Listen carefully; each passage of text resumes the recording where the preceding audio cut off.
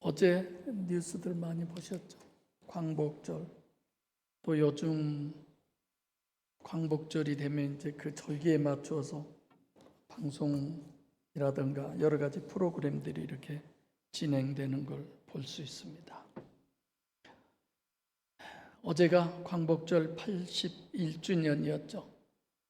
1910년 8월 29일 한일합병조약이 강제로 체결되어서 1945년 8월 15일 광복을 맞기까지 35년의 일제치하의 통치를 받았던 우리 민족의 역사가 있었습니다. 이런 식민지 지배는 우리나라 사회 전반을 아예 뿌리째 흔들어 놓았죠. 그 기간을 크게 이렇게 역사적으로 보면 세 가지로 구분을 했는데 1910년에는 이제 무단 통치라고 그래서 언론이라든가 집회의 자유라든가 이런 모든 것들을 금지시켰어요. 우리가 전두환 정권 뭐 이런 때에 여러 가지 집회의 자유를 많이 우리가 속박당했었잖아요. 그런 유형들처럼. 그리고 1920년에는 문화 통치가 있었습니다. 3.1운동 이후로 검열이 심했고 감시도 많았고, 그리고 1930년대는 민족 말살 통치를 이루었죠. 이름을 아예 개명을 했죠. 우리나라 말을 교육하는 걸 폐지시켰고 인력이라든가 물자를 강제로 끌어가고, 그야말로 한마디로 그냥 나라 잃어버린 나라 없는 서름, 이런 것들을 많이 겪었죠. 그래서 우리나라는 국제정세 속에서 일본의 군사적 외교적 압박을 받으면서 점차 주권을 빼앗기게 됐죠. 1905년 러시아와 일본의 전쟁을 우리나라 땅에서 했잖아요. 러일 전쟁을. 그래서 일본의 승리로 끝나고 일본의 영향력이 더 강화돼 가지고 결국은 을사능약으로 외교권을 박탈당했고, 전부 다 우리 학교 다닐 때 배웠던 역사 내용들이죠. 결국은 정미 7조약으로 우리나라 내 행정권까지 전부 다 장악을 당하고, 결국은 무력과 협박 속에서 한일합병 조약이 강제로 체결돼서 결국은 1910년 일본 헌병 경찰이 있었죠. 우리 어렸을 때만 해도 순사 온다 그러면 울음을 뚝 칠 정도로 무서웠어요. 순사가 뭔 줄도 모르면서. 그래서 언론이나 집회를 전면 금지했고, 1920년대는 산미 증식 계획으로 쌀을 대량으로 일본에 반출하는 군량미 조달로 인해서 강제 공출을 하게 되고, 얼마나 많은 서러운 삶을 살았을까 그런 생각을 해봅니다. 그래서 나라를 되찾으려고 하는 그런 노력이 어마어마했잖아요. 의병이라든가 독립투사라든가. 그래서 성경에 보면은 이스라엘 백성들만이 디아스포라가 아니라 우리 민족도 세계로 흩어진 디아스포라의 그런 시절이 있었습니다. 그래서 제가 이따 좀 봐보겠지만 안중근 의사의 그 옥중에서의 유서라든가 안중근 의사의 호가 분도나 봐요. 그래서 그 천주교 책들을 보면 분도 출판사 저마나요? 도마. 그 분도라고 하는 것이 그 책의 지역 이름, 천주교에 관한 지역 이름이다라고 했는데, 이거 분도에 대해서 제가 좀 알아보려고 했는데 못 알아봤네요. 어머니에게 쓴 편지, 옥중에서, 그리고 자기 부인에게 쓴 편지, 이런 내용들을 보고 제가 중국에 가서 그 임시정부 거기 가가지고 윤봉길 의사의 그런 편지들을 보면서 얼마나 가슴이 먹먹했던지 모릅니다. 수많은 선열들의 희생과 헌신이 있었기에 오늘의 대한민국이 존재하고 여러분들과 제가 이런 삶을 살 수 있고 오늘의 이런 예배도 드릴 수 있는 부분들이죠. 제가 한 부분 좀 읽어드릴까요? 안중근 의사의 유언인데 이런 글이 있더라. 내가 죽은 뒤에 나의 뼈를 하얼빈 공원 곁에 묻어두었다가 우리 국권이 회복되거든 고국으로 옮겨 묻어다오. 나는 천국에 가서도 마땅히 우리나라의 회복을 위해 힘쓸 것이다. 철저한 천주교인들이셨더라고요, 이분들이. 너희들은 돌아가서 동포들에게 각각 모든 나라를 위해 책임을 지고 국민된 의무를 다하여 마음을 같이 하고 힘을 합하여 공을 세우고 업을 이루도록 일러다오. 대한민국의 소리가 천국에 들려오면 나는 마땅히 춤추며 만세를 부를 것이다. 히토 부미인가를 암살하고 감옥에 갇혀서 있었던 유언이죠. 어머니에게 편지를 썼어요. 이런 편지를. 예수를 찬미합니다. 불초한 자식은 감히 한 말씀을 어머님 전에 올리려 합니다. 엎드려 바라옵건대 자식의 막심한 불효와 아침 저녁 무난 인사 못 드림을 용서하여 주시옵소서. 이 이슬과도 같은 허무한 세상에서 감정에 이기지 못하시고 이 불초자를 너무나 생각해 주시니 훗날 영원의 천당에서 만나 배울 것을 바라오며 또 기도하옵니다. 이 현세의 일이야말로 모든 주님의 명령에 달려 있으니 마음을 평안히 하옵기를 천만 번 바라올 뿐입니다. 분도 안의사의 그 장남 큰아들이네요. 장차 신부가 되게 하여 주시길 희망하오며 후일에도 잊지 마옵시고 천주께 바치도록 키워 주십시오. 이상이 되어이며 그 밖에도 드릴 말씀이 허다하오나 후일 천당에서 기쁘게 만나 배운 뒤 누누이 말씀드리겠습니다. 위아래 여러분께 문난도 드리지 못하오니 반드시 꼭 주교님을 전심으로 신앙하시어 후일 천당에서 기쁘게 만나 배웠겠다고 전해주시기 바라옵니다. 이 세상의 여러 가지 일은 정근과 공근에게 들려주시옵고 배려를 거두시고 마음 평안히 지내시옵소서. 어머니에게 보내는데 자식에 대한 글, 자기 동생들에 대한 글들, 그리고 어떤 일이 있어도 주교님의 말씀을 따라서 신앙생활할 것을 얘기하더라고요. 아들 도마, 안중근 의사의 세례명이나 봅니다. 그 어머니의 편지를 제가 또 한번 읽어드릴게요. 이게 오늘 8.15 광복절 행사하나 싶은가 본데 이거는 과정이에요. 지금 제가 하려고 하는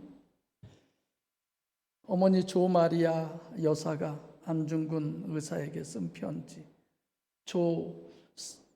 조성녀, 어머니 이름이 조성녀던데, 네가 만약 늙은 어미보다 먼저 죽는 것을 불효라고 생각한다면 이 어미는 웃음거리가 될 것이다. 너의 죽음은 너 한 사람의 것이 아니라 조선인 전체의 공분을 짊어지고 있는 것이다. 네가 항소를 한다면 그것은 일제의 목숨을 구걸하는 것이다.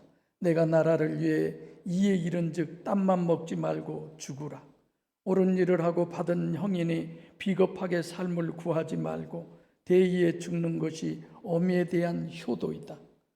아마도 이 편지가 이 어미가 너에게 쓰는 마지막 편지가 될 것이다.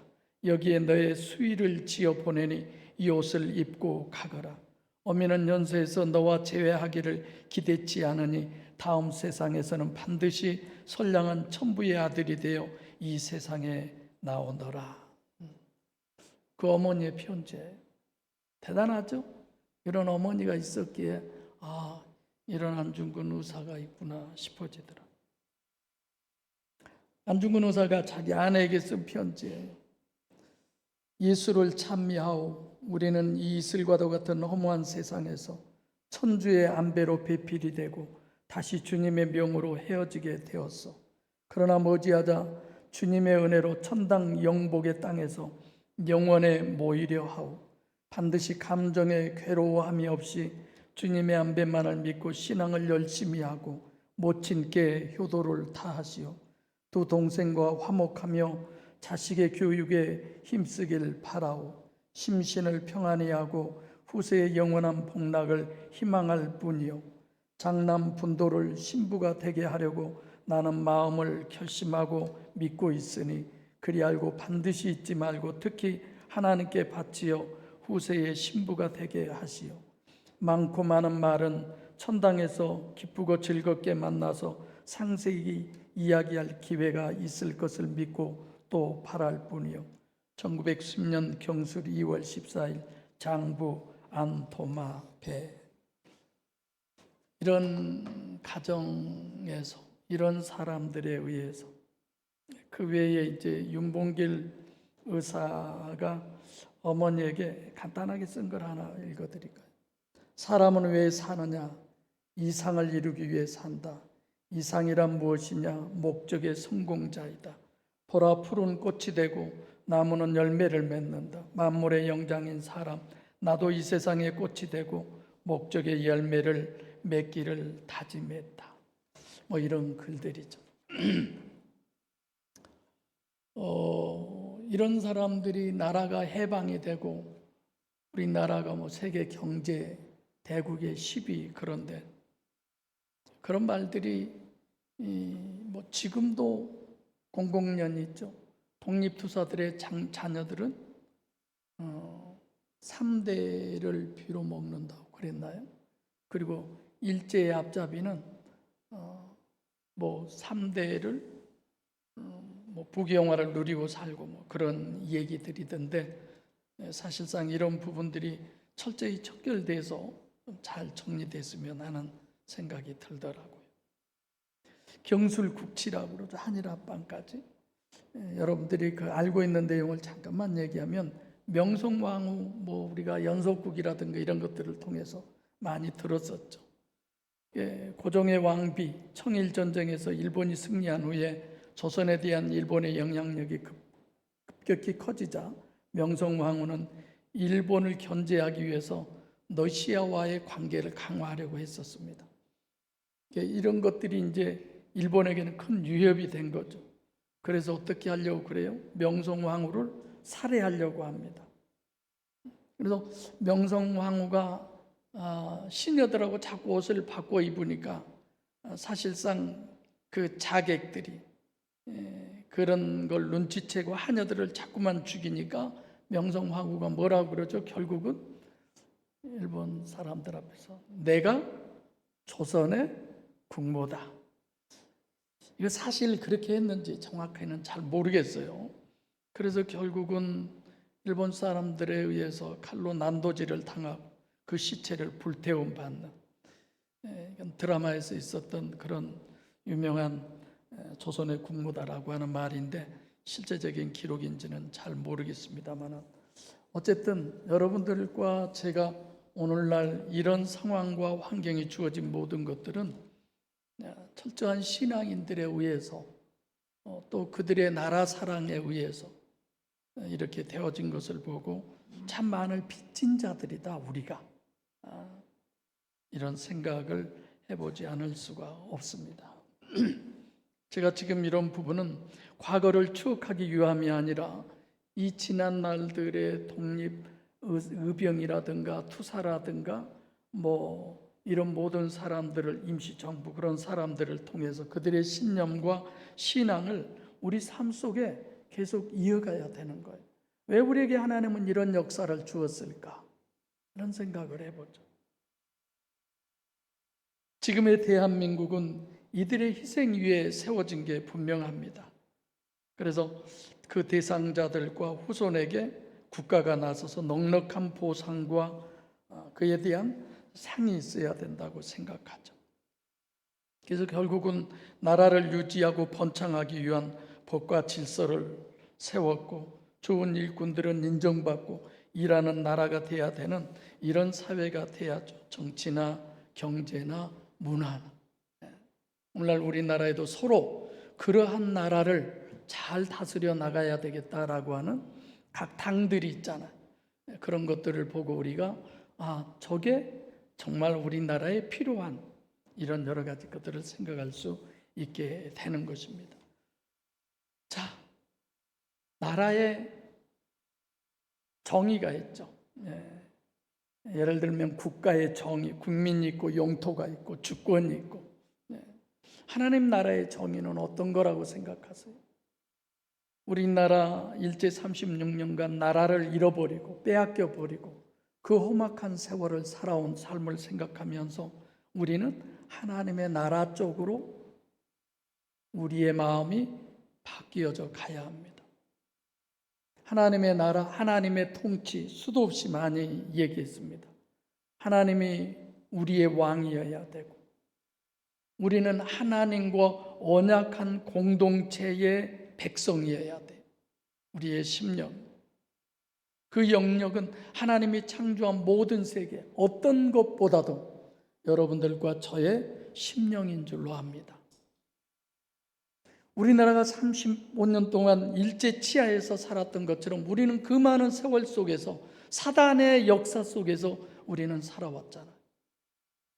그가 우리를 돕는 것 같았지만, 그가 우리를 위한 것 같았지만 어떻게 해서라도 하나님과의 관계를 끊어버리고 천국의 저 영원한 우리의 본국을, 우리의 본향을 말끔히 다 우리에게서 제거해버리는 그런 일들을 해왔고 지금도 하고 있고 앞으로도 하고 있습니다.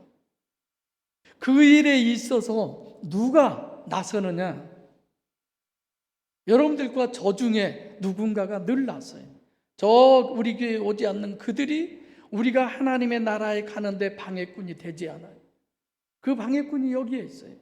일제시대 때 직접 일본 군인들이라든가 일본 사람들이 아니라 일본의 앞잡이인 대한민국 사람들이 오후에 제가 영상을 좀 몇 개 틀어보려고 앞잡이가 되어서 더 괴롭히고 더 힘들게 했잖아요.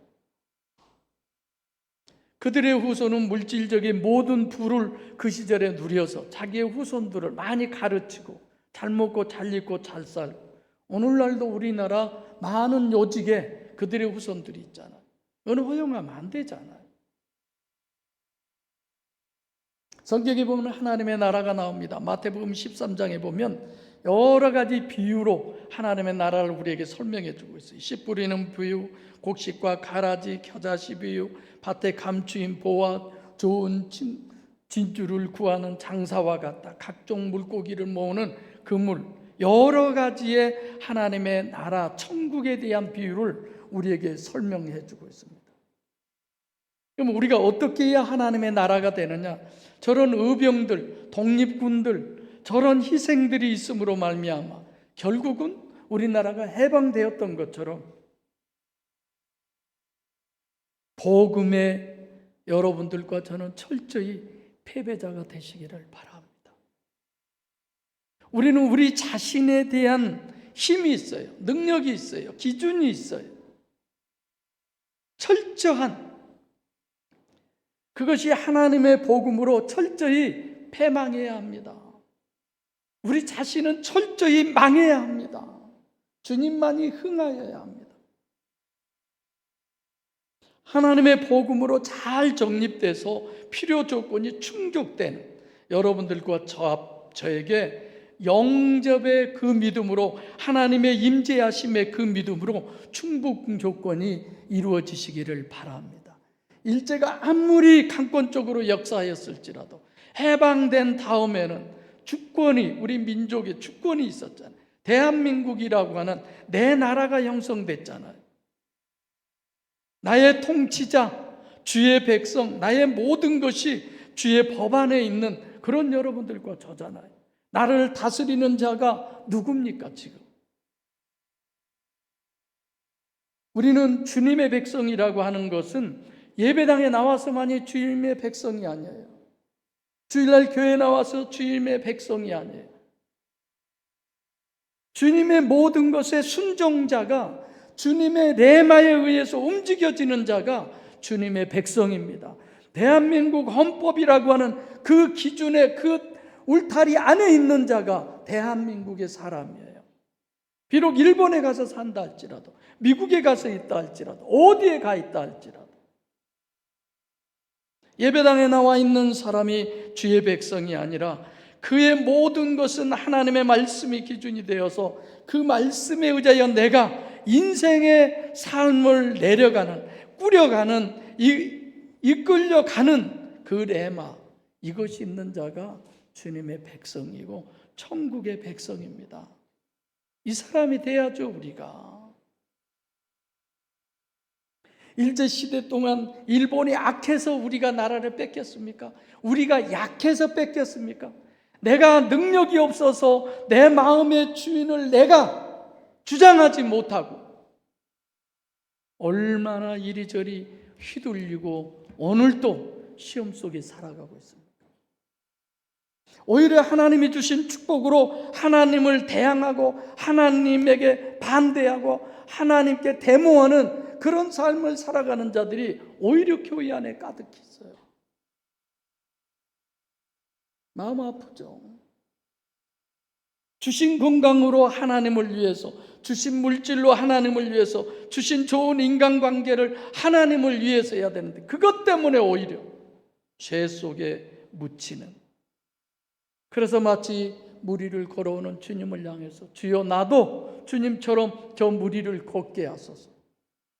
용기는 대단했지만 계속 주님과 더불어 걷지 못하고 늘 물속에 빠져 바둥거리며 헤매이는 그 모습, 다시 주님의 건지우심을 받는 여러분과 제가 되시기를 바랍니다. 나의 모든 것이 주의 법 안에서 이기를 사모하시기를 바랍니다. 주님, 나에게는 많은 기준이 있습니다. 때로는 남편이 기준이고 때로는 아내가 기준이고 때로는 내 자식들이 기준이고 부모가 기준인 이 기준에서 이제 벗어나 하나님의 말씀만이 나의 기준이 되게 해주세요. 그 성도 되게 해주세요. 일제 35년 동안 일본자들의 그 기준 속에서 우리가 살아왔지만 그것처럼 우리가 아직도 마귀의 기준에서가 아니라 성령의 기준에서 살 수 있는 그 믿음 주세요. 그래야 되는 거 아닙니까? 말씀이 기준이어야 하고 성령의 이끌림이 기준이어야 되는데 언제까지 우리의 부모가 귀한 자로 남아있을까요? 언제까지 우리의 부부의 관계가 귀한 자로 남을까요? 언제까지 부모와 자식의 관계가 귀한 자로 남아있을까요? 한순간 하나님과 나 자신과의 관계는 영원한 줄로 아시기 바랍니다. 그 관계가 돈독해져야죠. 하나님의 나라가 이루어졌다면 하나님 나라를 유지하는 능력이 있어야 돼요. 그게 뭐예요? 주님은 늘 아무든지 나를 따라오려거든, 나와 함께 하려거든 자기를 부인하라고 그러잖아요. 안 되잖아요. 어렵잖아요. 그래서 주님은 우리에게 기도의 문을 열어주잖아요. 너 안 되잖아. 하나님의 나라를 계속 유지할 수 있는 것은 순종밖에 없습니다. 우리는 어떻게 된 것인지 불순종이 우리에게는 아주 습관화되어 있어요. 불순종이 너무 우리는 더 쉬워, 더 편해. 그것이 그러잖아요. 그런 자신이 보여주시기를 바랍니다. 하나 더, 하나님의 주어진 그 나라를 유지하는 건 능력뿐이에요. 그 능력은 하나님의 임재하심, 보혜사 성령 하나님의 능력뿐입니다. 돈 많아서요? 아니죠. 오면서도 어느 분 전도하기 위해서 글을 드렸는데 맞아요. 우리가 건강이 이르면 돈이 아무리 많아도 그거 아무 소용이 없습니다. 써야 내가 써야 내 돈이잖아요. 쓸 수가 없어요. 다 남 주는 데만 쓰는 거. 사단의 능력을 능히 대처할 수 있는 여러분과 제가 되시기를 바랍니다. 사단의 회방, 육체우선이라는 걸 통해서 우리에게 끊임없이 회방합니다. 요한일서 2장 15절로 16절에 이 세상이나 세상에 있는 것들을 사랑치 말라. 누구든지 세상을 사랑하면 아버지의 사랑이 그 속에 있지 아니하니 이는 세상에 있는 모든 것이 육신의 정욕과 안목의 정욕과 이생의 자랑이니 다 아버지께로 쫓아온 것이 아니요 세상으로 쫓아온 것이라고 그랬습니다. 사랑하는 주사랑교회 성도 여러분, 제가 일제시대의 이런 모든 역사를 잠깐씩 언급하는 것은 지금 여러분들과 저의 삶은 악한 마귀 사단의 세상에서 우리가 하나님의 뜻을 따라 살아가는 것이 바로 그 시대보다 더 힘들고 어렵지 않느냐가 문제입니다. 고난을 고난으로 알고 억압을 억압으로 알고 갇힌 것을 알고 억눌림을 알고 주권을 다 빼앗긴 것을 알고 있는 그 일제시대 때는 배고픔이나 헐벗음을 알았는데 우리는 영적 배고픔이나 헐벗음이나 영적 죽어있는 자신을 깨닫지 못하는 게 오늘날에 한탄해야 할 일이고 우리가 정말 괴로워해야 할 일이고 그것을 알게 하게 하는 것이 여러분들과 저의 사명 아니겠습니까? 병들었어도 병든 줄 모르고 오죽하면 내가 제정신 갖고는 주사랑교회 못 다니겠다고 생각했어요. 제정신 가지고는 주사랑교회에서 목사질 못 하겠다고 생각했어요. 정말이에요. 이게 교회 맞아? 한결같이 지 맘대로의 그런 신앙생활을 우리가 하고 있잖아. 하나님의 법이라고는 도대체 보이는 곳이 없을 만큼 아니잖아. 그러나 어떻게 합니까? 곡식을 뿌렸더니 자고 나니까 가라지가 났어. 어떻게 해요, 하나님? 어떻게 하라고 그랬어요? 추수 때까지 기다리라고 했잖아. 그 힘 주세요, 하나님. 그 능력 주세요. 그것이 바로 교회의 사명인데 그 주님의 정신 주세요. 주님의 정신으로밖에 살 수 없는 것이 주사랑교회네요. 할렐루야. 일제 식민지 억압 밑에서 혼신과 투쟁으로 이 한 목숨 다 바쳐서 나라를 찾고 지키는 것처럼 기도와 말씀과 예배라고 하는 하나님이 주시는 영적 무기로 날마다 자기를 부인하고 하나님의 뜻을 이루어서 영원한 나라인 천국을 소망하고 소유하고 누리는 우리 주사랑 모든 식구들이 되기를 간절히 소원합니다. 기도하겠습니다. 살아계신 아버지 하나님, 은혜와 사랑을 감사드립니다.